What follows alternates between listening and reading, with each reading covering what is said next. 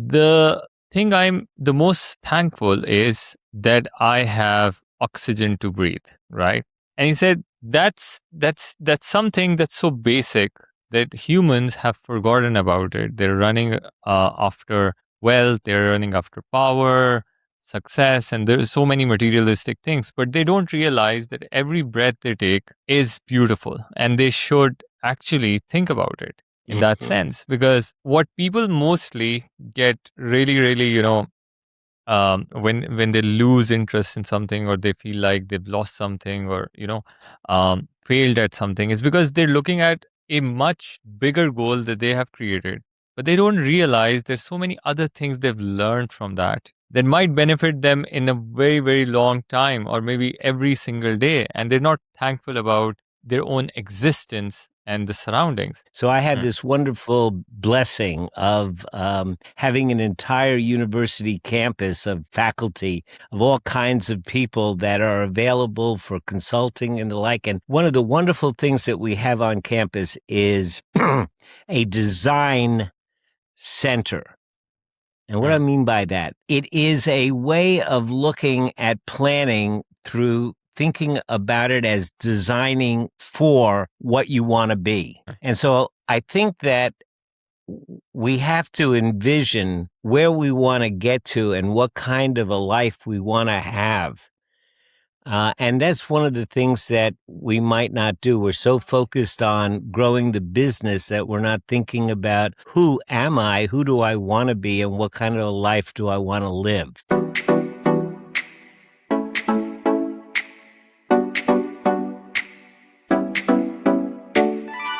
Hello, everyone, to my podcast. Today, we have a very special guest. He's been a trial attorney, a clinical social worker, and a meditation mentor.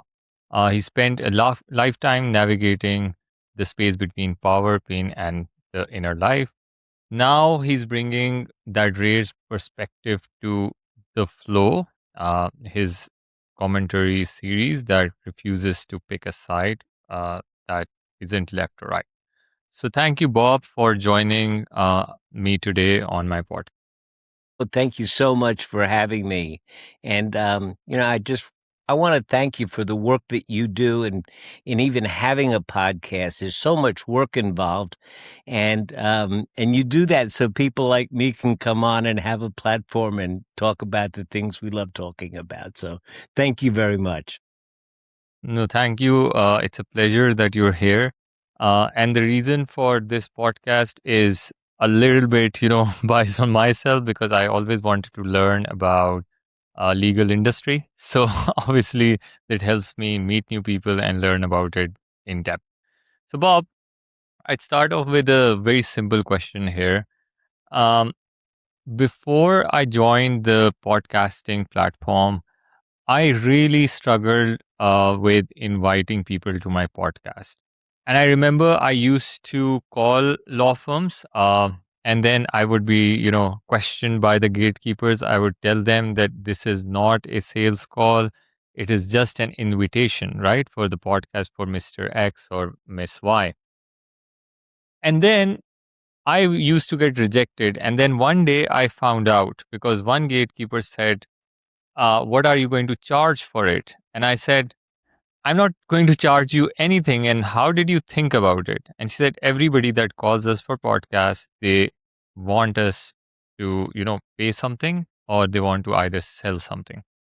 So what's happening here? Why the world has become so transactional that normal conversations between two people of different industries are becoming difficult? It's a great question. I think that the culture, that we live in. I mean, we live in a democracy with a free market economic posture, and the free market. When we go into an industry, when we go into business, and we think according to business, and that everything is transactional, and sometimes it kind of takes over our identity.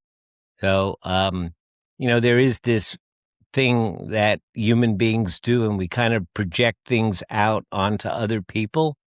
And I would guess that most of the folks that you call that react like that, and I'm sure it's not everyone, right? Yeah. There are people that you connect with and the like.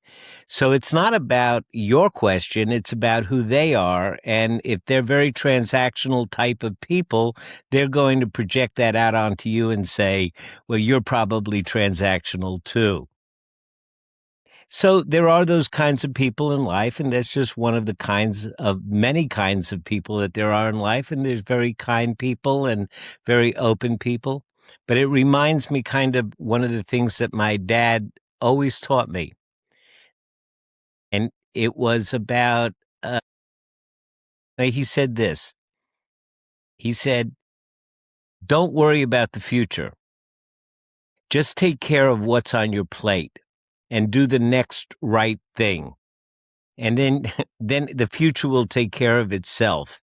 And for all of us planners and our perfectionist our way that we look at stuff and the worries and anxieties that we have in life and all the uncertainties, it's kind of hard to have that kind of faith.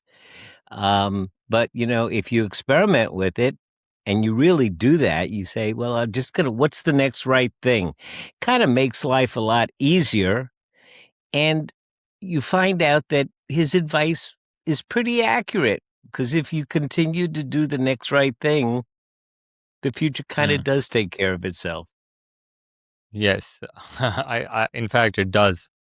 But Mark, Bob, it's a big, challenge these days because, like I told you about the story, now I have talked to hundreds of lawyers, both offline and online, and I help them with their marketing as well. But sometimes what I feel is they are under so much pressure that this one lawyer I met, she was from Washington, D.C., and she said, to grow my practice, I'm constantly trying to be perfect on LinkedIn, right? So she was posting daily, and frankly, she was not happy because she was finding validation through the likes or the impressions she would get on the Mhm. platform.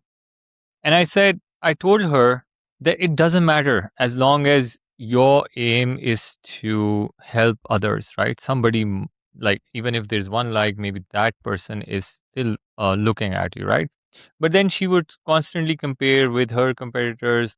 And honestly, she was not happy, right? So, any lawyer who's just starting out, who's just either employed in law firm or maybe he's starting his own practice, how can they actually really relieve themselves from this situation?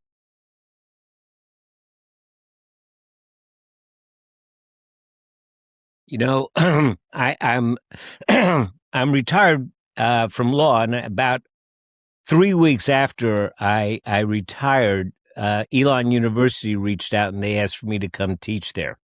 So I have this wonderful blessing of having an entire university campus of faculty of all kinds of people that are available for consulting and the like. And one of the wonderful things that we have on campus is a design center. And what I mean by that, it is a way of looking at planning through thinking about it as designing for what you want to be. And so I think that we have to envision where we want to get to and what kind of a life we want to have. And that's one of the things that we might not do. We're so focused on growing the business that we're not thinking about who am I, who do I want to be, and what kind of a life do I want to live. I mean, ultimately, what we're all seeking is just to be happy. I mean, Mm, it's really that simple. The Dalai Lama said it himself, all people want to do is to be happy. And so we think that, by having a successful business, we're going to get there. And maybe that's a part of it. But it comes down to a couple of different things that we can kind of get into in more depth. One of them is that we are indeed an evolutionary mistake in that the mind that we have, the neurological system that evolved, that we are, is not designed for the culture and society that we live in. We were too smart for our own good. Our society and our way of living advanced much more quickly than physical evolution can. And so we still are the creature that exists well in small tribal groups. And now our small tribal groups have, 35,000 followers. And it's just not consistent with who we are. So that's one piece of it. And the other piece of it is that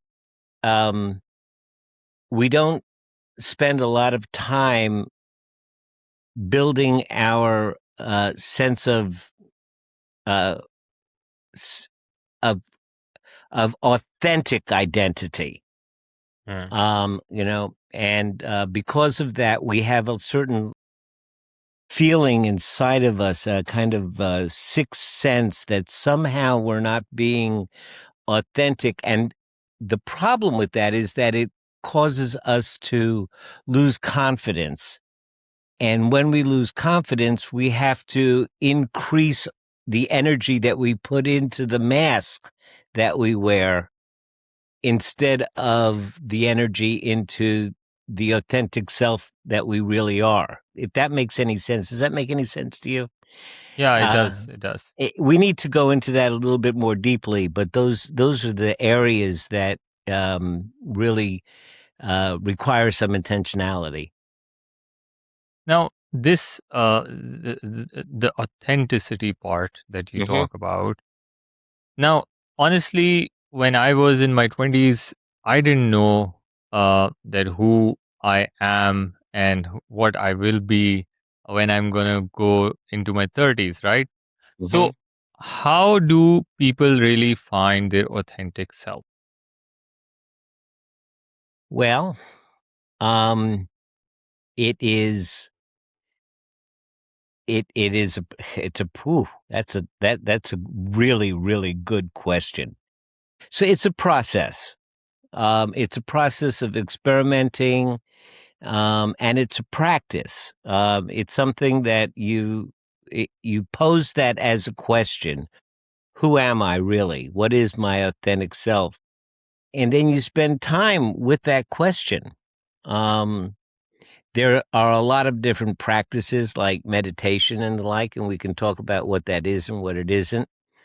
Um, but we have to recognize this, that who we are is not brought about by any particular single cause.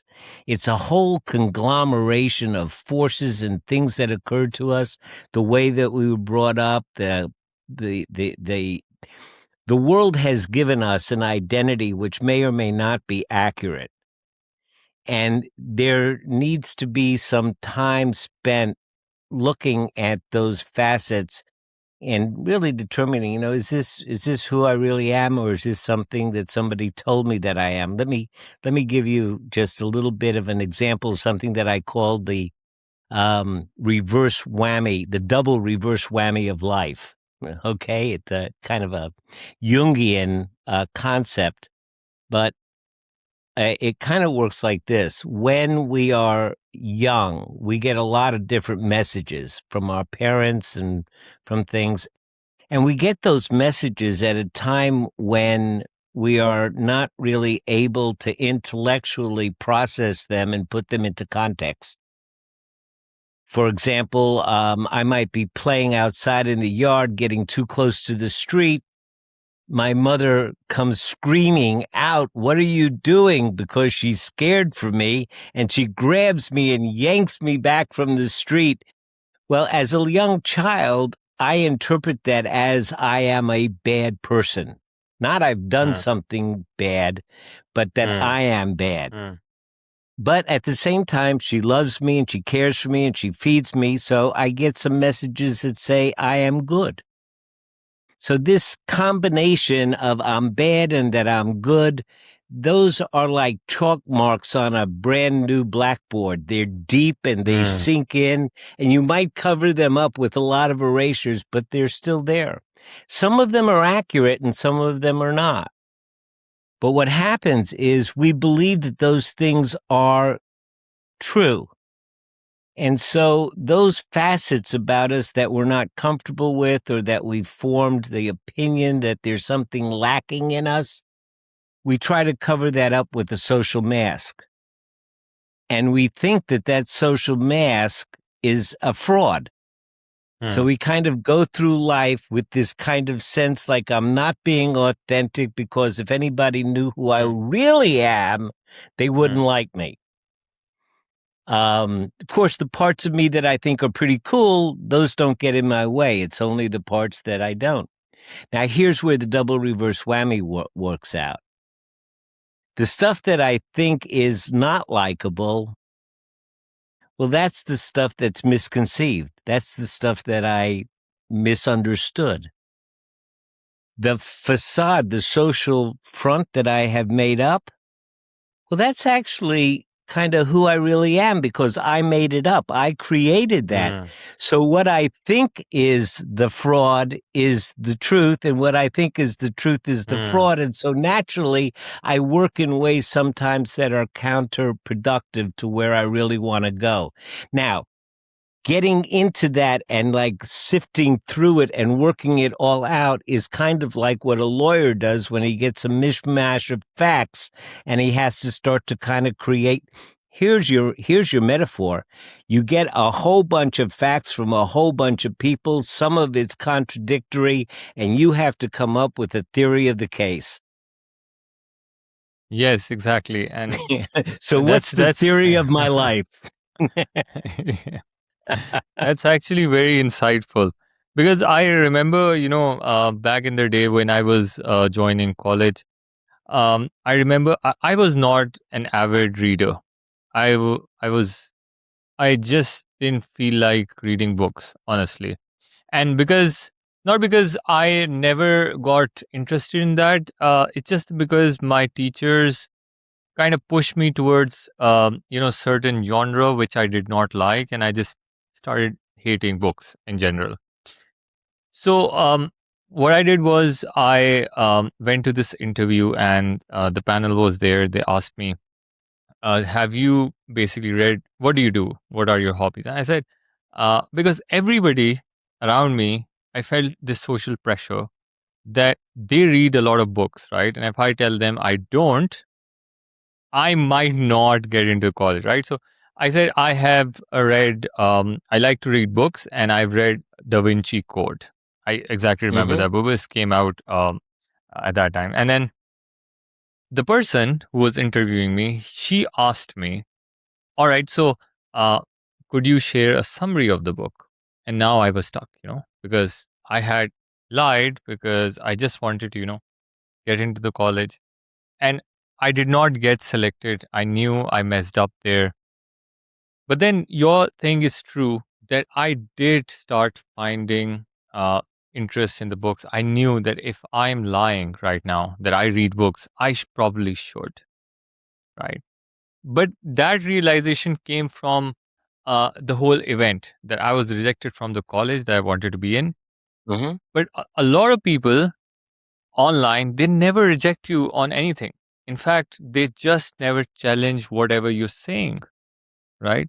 So how can I learn when everybody's saying, "Oh, uh, great job," although you've lied on some social media, the whole wall of text you've written, that's all lie, but people are like praising you, and you see other people lying, and people are still praising you. So where would that accountability or self accountability is going to come from?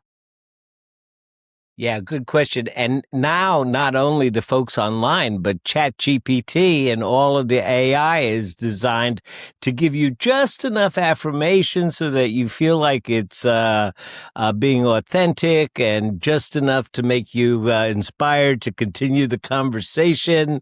And my Yeah. Lord, if you ever get into a conversation with a AI generated marketing person. Oh, they Mm. just love you to heavens. That's so true. And yeah, and so why do you suppose that AI is programmed that way? It's because the people that are doing it grew up in this same social media culture, and so it's being reflected in everything that we do. So, we don't look for 36,000 points of affirmation. We make close contacts with a few close friends. Mm. Mm. That is what is the authentic relationships. Making those relationships these days is difficult. I mean, especially, at your stage of life, and I say that because I'm 76 years old and my stage of life is a little different than your stage of life. But even at my, in my social surroundings, um, there's a young couple that I would like to get to know more.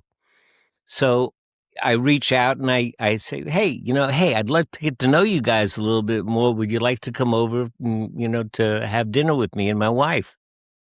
And it seems almost like an odd thing to do. Mm. But I think you just have to push through that feeling, and you don't want to get rejected. And sometimes you will be. I just wrote a blog, Mm.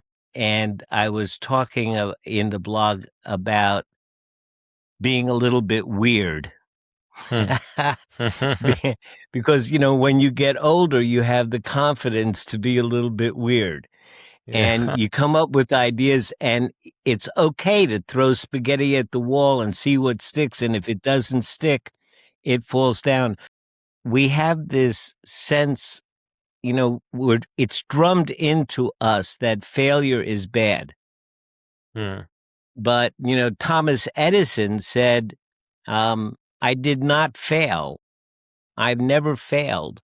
However, I did discover 1,400 ways not to make a light bulb. That's true. I That's found I true. found 1,400 ways that did not work. Um, Failure is part of what we need to accept as part of the learning Mm. process. If we're not failing, we're not Mm. pushing hard enough. Mm. We've settled into a comfort zone, and we're going to stagnate. Growth. If you look at a leaf, growth occurs at the edges of the leaf, not in the middle. It's only pushing at the edges where Mm. growth occurs, and that means there's going to be failure in that. And so it's a matter of changing that perspective and the view of failure. And the other thing is patience. We are in a world where we expect immediate responses to things. Ever since with Google, I want to know this. My students, I teach law, so my students have, I noticed, that they have a belief that I don't need to learn anything until I need the information. So they're not interested in my lectures. They're not interested. Mm. Sometimes I will even say to them, what I'm about to say is going to be on the test, and I'm about to give you an answer. And still, sometimes they don't think they need it. And then when they get the test and they look at it, go, oh, I needed that. Um, and so what is the answer to that? In my opinion, the answer to that, like you found, is you started to develop an interest in books. We need to cultivate curiosity Mm. about everything. You know, why does the sun rise? Why does it get? Why does this happen? The idea of cultivating a love of information and data and understanding how things work. I just came back from a trip on the Rhine River went through Mm, Germany. And I had an opportunity to speak to a lot of German folks. And I learned that in Germany, children, when they're 3 years old, go to bicycling school. mm, And they are taught how to ride a bicycle and the rules of the road because everybody bikes in Europe. mm, But one of the interesting things that they're also taught is how to repair the bike. mm, Now, my children who grew mm, up in this culture, they are of the disposable state of mind. If something breaks, you throw it away and get another one. That's it.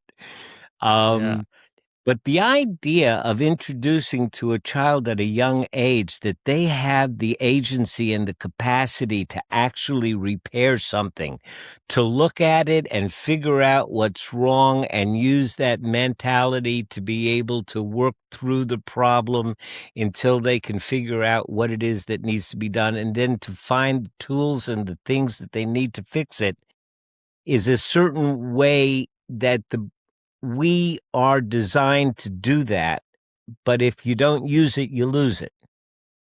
Mm, And so, having just a curiosity, generally speaking, about how things work and why things happen, just for the sake of knowing, not because mm, you need it for anything, not because it's going to get you more likes, just for the sake of knowing, that mm, opens your heart up. mm. That's true. That's true. In fact, today there's a my secretary. She's a brilliant person, and I always talk to her about different, kind of things. So today we had this debate on whether inherently people are critical thinkers or not, right? And my point of view was that everybody is born a critical thinker, but they need to develop the same curiosity around everything so they can know or experiment stuff, and then they can question everything they're doing, right? So, do you agree with my point of view that everybody is born a critical thinker? It's just that they don't develop, or they don't, are not really curious about things around them, that they become sheep at the end. They just follow what the world is, doing, or somebody's telling them to. Yeah, absolutely. I wouldn't say they're born critical thinkers. I would say they were born with the capacity for critical thinking. They're also born with the capacity for black and white thinking. And it Mm, just depends on what's trained. When we are born, child's brain, 2 years old, has more synapses, potential connections, than there are stars in the sky. It's billions and billions of mm, potential connections, mm, all waiting to be, and neurons that fire together wire together. And so the brain actually is a very dynamic organ that is stimulated and creates neural pathways based on what the thoughts are that you have. You can actually change your physical brain with your mind. I'll give you my favorite example: the taxi cab drivers in London. In order to get a black, the iconic black London taxi cab, in order to get a taxi cab license, you have to pass a test and you have to know all of the various alleyways of all of London and all the streets. So they did this experiment. They took an MRI or CT scan of the hypothalamus, which is where your sense of direction is housed, and they measured it. And then before the study period, then these cabbies or potential cabbies studied all of these streets and everything else. And then they came back afterwards and they remeasured that organ. And they found that it had grown higher, longer, thicker, and wider. mm. It had actually grown the size of the organ. So you can change your brain with your mind. And so the habits we have and the thoughts that we have create an easier, a sense of more. I guess what I'm trying to say is if our neural pathways are very thin, they resist thinking. You'll say, I don't like math. Or it's hard for me to think about that. And it actually feels like it's an effort. There's a sensation that this is actually difficult. But when we have thicker neural pathways, what it feels like is, oh, I'm good at math. Oh, I like that. And the only difference is how many times electrical pattern has gone through that neural pathway, because every time it does it, it makes it thicker.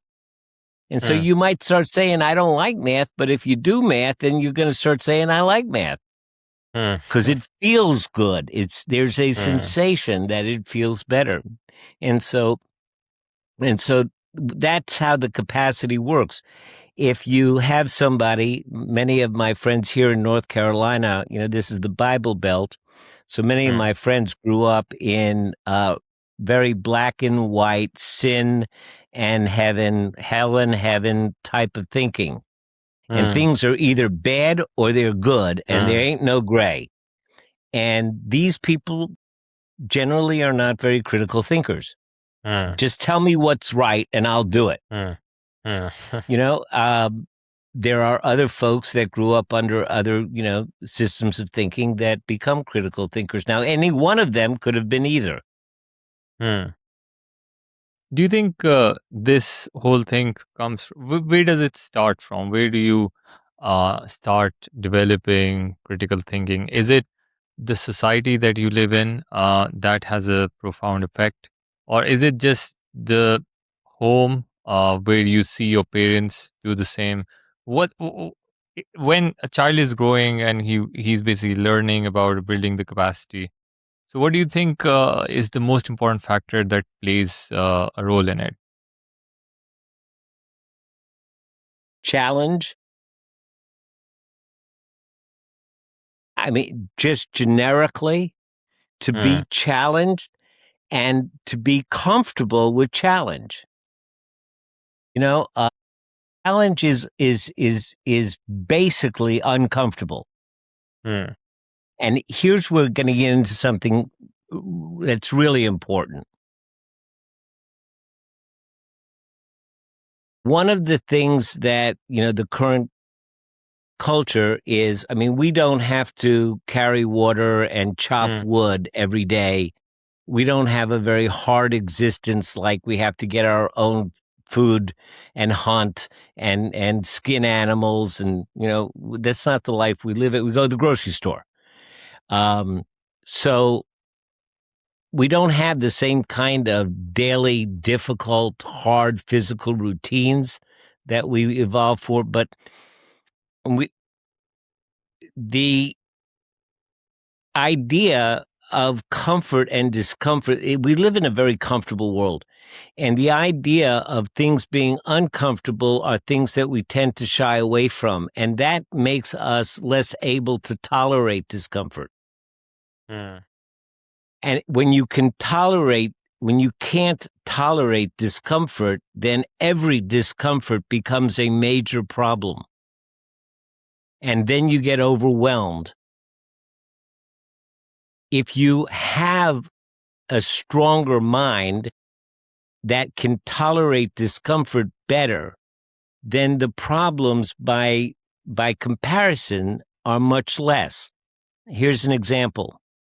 You don't like going to funerals because it's uncomfortable to be with somebody who's grieving. You don't know what to say. I don't know how it's going to be. How can I comfort them? I don't know. I feel like maybe, what happens when I got all this discomfort, right?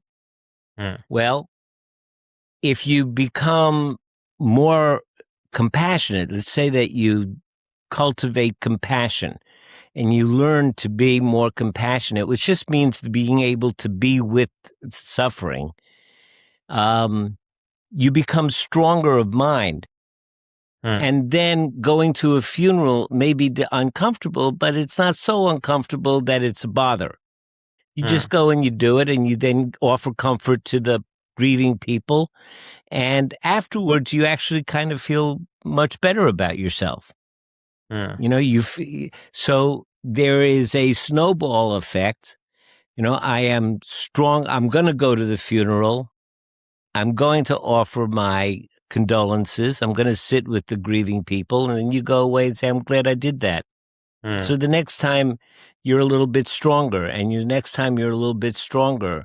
And as you can be with discomfort more, you can handle more, and there's less burnout and less sense of overwhelm. So mm, life is not about reducing the amount of challenges. It's about becoming stronger to be able to handle the challenges. mm, And meditation is one way to do that. There are many, many ways. Even sitting with crossword puzzles as a practice every day, or doing some practice every day, bringing beauty into my morning routine. I get up at 4 o'clock in the morning. mm, I get up at 4 o'clock in the morning. The first thing that I do is I come out of the bedroom, I put my shoes and my sweatshirt on, and I take my dogs out for a walk through the mm, neighborhood. And we go to a particular bench and sit there for a while, and I just breathe in the air and look at the trees and feel the air and the like, and have that experience. And I come back and go through, I meditate for a while. But this is my routine that anchors me every day. And it brings the beauty and it reconnects me. I mean, I love my mm, dogs and I love the trees. And then I go out and I watch the sun come up. I try to do that every morning, because we have to bring that beauty into our lives, because what it does is it takes the burden of I'm all alone mm, off of me. mm, Another example, I was talking to somebody about, we were in a little group and we were talking about generosity. And this person said, well, I never give to those beggars. I mm, never give to beggars because I never know, whether I'm supporting their drug habits or they're going to use it mm, to, buy alcohol, or whether it's a scam. So I always give to, organizations that I vetted, and that I make sure that the majority of our money goes to people that are helpful, and I think that that's very admirable and very transactional. Um, but good. And my thought on that was, you know, every time I see a beggar, I give them something. I'll stop and I'll look in my wallet, and maybe I'll see some dollar bills, or a $5 mm, bill, or a $10 bill. And I have this struggle. How much am I going to give them? mm, And do they deserve it? And all of those thoughts are in my head. But I go with a little bit more than I'm comfortable with. Maybe the one I'm comfortable with, but the five I'm a little uncomfortable with, but I'm mm, going to go with the $5 bill.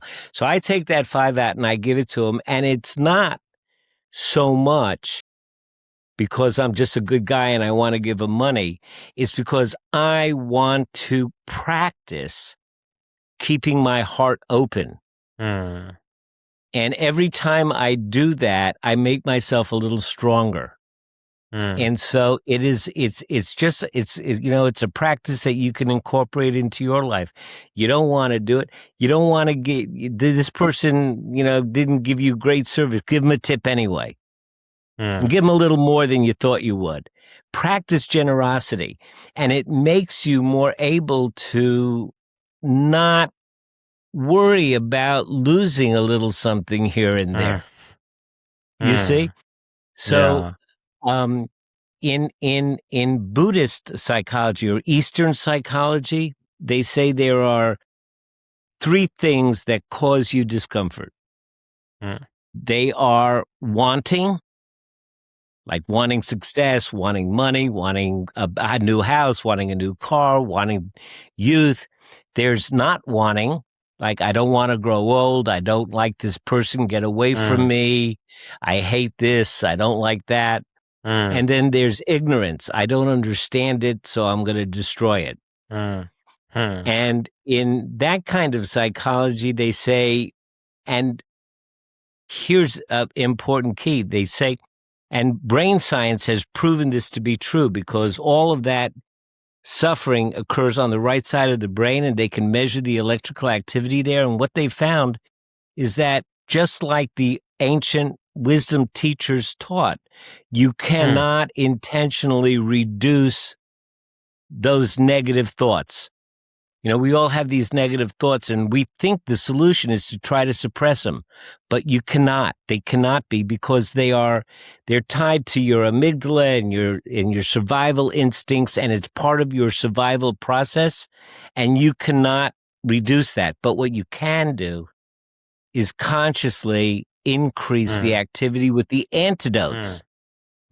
So the antidote to wanting, needing, being attached to things, not wanting to lose, the antidote that is to practice what we call equanimity, or kind of love of creation, and generosity. If you cultivate those things and practice them in your lives, you'll find that your wanting kind of goes down.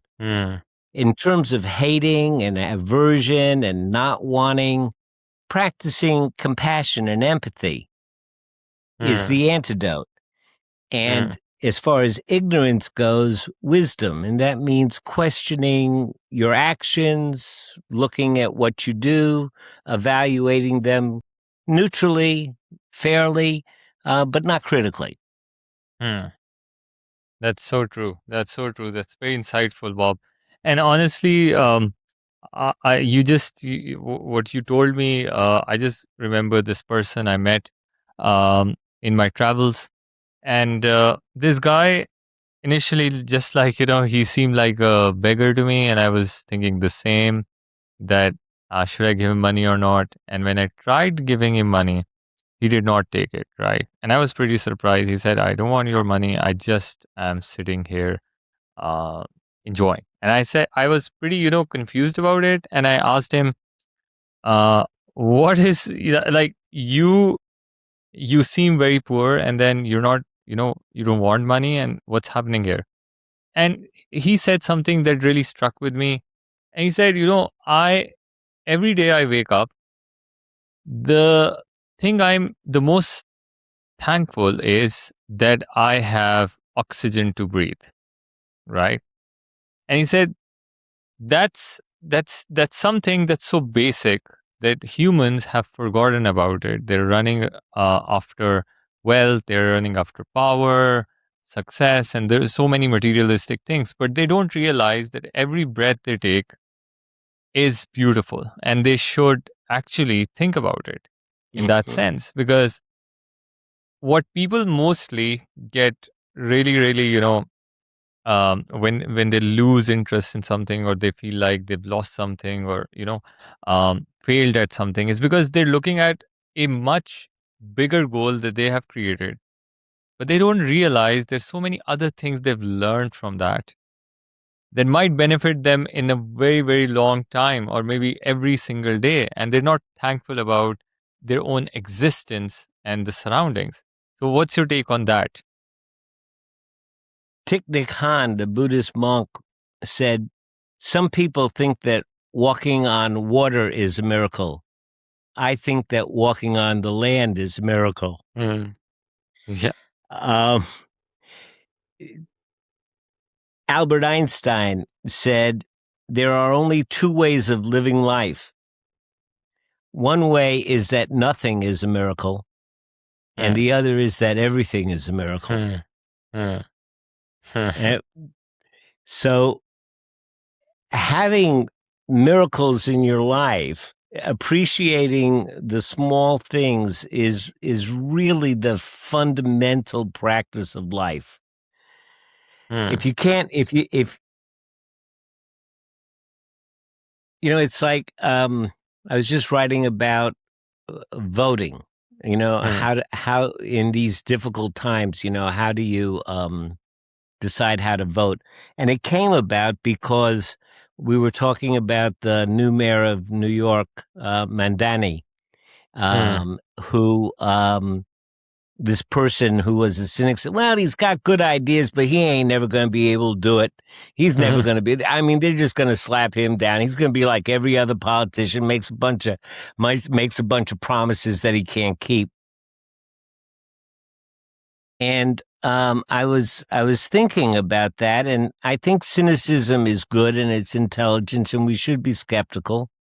But sometimes it crosses a line, and I think we have to also realize that when cynicism comes down to the point where I'm deciding, well, if he can't until he proves that he can perform, I'm not going to give him my energy. mm, And nothing good has ever come of that. mm, In Germany and in Europe generally, students are really well supported. They're given all kinds of tax breaks and all kinds of things, and they yeah, haven't proven that they're worthy yet, yeah, but it is the possibility. The parents' dreams for their children. Man, maybe those kids will never achieve those dreams, but mm, that doesn't mean the parent doesn't continue to support them and have those dreams.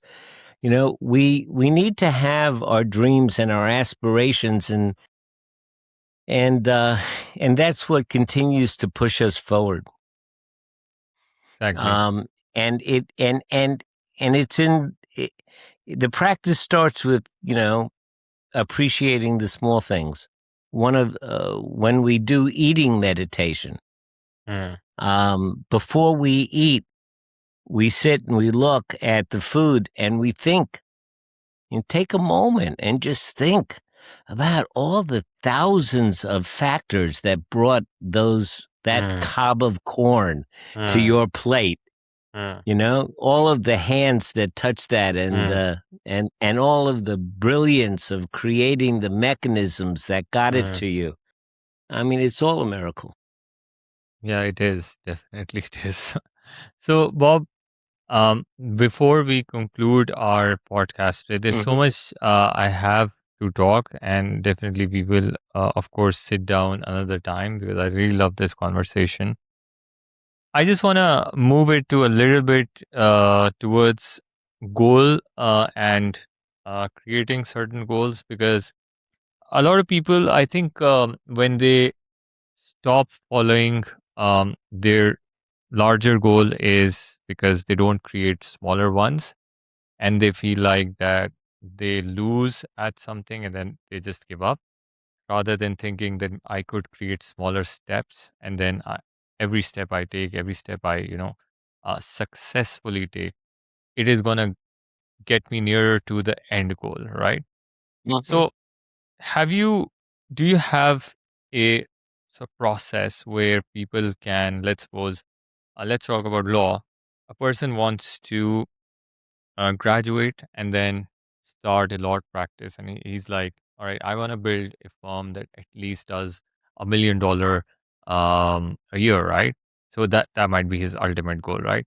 So how can he break down uh, the final destination into smaller wins so he keeps on going rather than just never reaching there? If he became a lawyer to make $1 million, I'm sorry for him. Okay. I mean, there may be many lawyers that make $1 million, Mm, and it's not because they're not going to achieve their goal. I just don't know if he's going to be happy, mm, mm, even if he makes the $1 million. mm, Um, I think that the other way of going about it is saying, what is the miracle of being a lawyer? mm, Asking ourselves, because that's where you go back to the design principle. How am I going to design my practice mm, for the world that I want to create? What is the world I want to create now? If the world that I want to create is mm, that I have $1 million, mm, and that's the totem factum mm, of my world. That's mm, it. I don't. That's mm, a very, very thin, very naked mm, goal. So, if my goal is, that I want to be a good advocate, mm, that I want to make a difference in the lives of the people that I come into contact with, mm, i- if those are the goals that you have, I want to create a world, where people are touched and their behavior is changed and that their lives are improved. And I want to be the agent mm, in that world. I want to be mm, an agent in that world. mm, Um, then I very well may get to the same place, but it's going to be in mm, a wholly different way. mm, The best lawyers that I have ever known um, are kind, loving people. mm, And I'm talking about defense lawyers who are representing mm, rapists and child mm, abusers and all of that. They still love their clients. mm, And I think that however you define that, like I said, in voting, it's kind of like that. In voting, there are three questions that I think you should ask. One is, what kind of a world is this person suggesting, and do I want to live in that world? mm, Um, I want to ask, is this person suggesting inclusion or exclusion? And is this person talking to my better angels or my fears? If you can answer those questions, then you'll know who to vote for. And it will also say a lot about who you are. And so you might ask the same questions about mm, what steps I need to take. What is the world that I want to build? And am I talking to my better angels or am I talking mm, to my fears? mm, Because do I want the $1,000,000 because I fear poverty? Or do I want it because it is a vehicle to something mm, else that's even more important? mm, And like, so it goes again back to what my dad said: take care of what's on the plate in front of mm, you. As long as you have your aspirations and your dreams, they're there. They will determine what your next right thing is. I know a mm. lot of lawyers. I'll tell you my personal story, if I may. Yeah, I sure. grew up in a carnival and amusement parks and hot dogs and cotton candy and cotton candy. That was our trailer. Mm, And I never expected to go to law school. Never expected to go to law school. All I wanted to do was sell enough hot dogs on the boardwalk in the mm, summer to not have to work in the winter. That was it. That was my whole ambition. And there was this guy, John Berman, who kept telling me I should be a lawyer because I was always arguing with everybody. And he went out and got a job and earned the money for me to take the law school aptitude test. Gave it to me mm, in the form of a money order I couldn't mm, cash. Anyway, I got to law school and we were all sitting around, the first year students, before class started. Everybody was saying, what kind of a lawyer do you want to be? What kind of lawyer do you want to be? And I had mm, no idea. mm. And it got to me and I go, I don't know. I want to be a judge. And Yeah. the moment I said that, there was like a flow of energy that went through me. And I thought, oh my gosh, I might really amount to something. Mm, I might really be able to make a difference in the world. mm, And that sensation was so moving that it carried with me through my whole career. And I mm. can tell you honestly, at 76, I'm a happy man.